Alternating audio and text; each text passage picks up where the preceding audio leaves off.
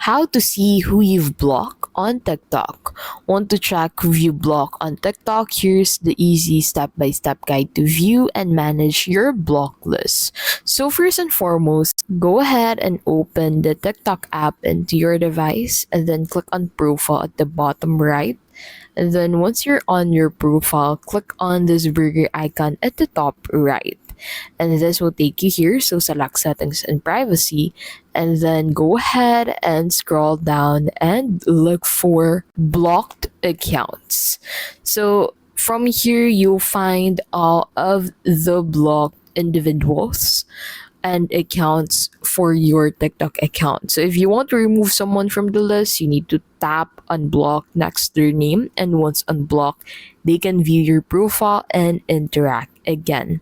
So the fastest way to see who you've blocked is to open up the settings and privacy and then look for block accounts. And that is how to see who you've blocked on TikTok.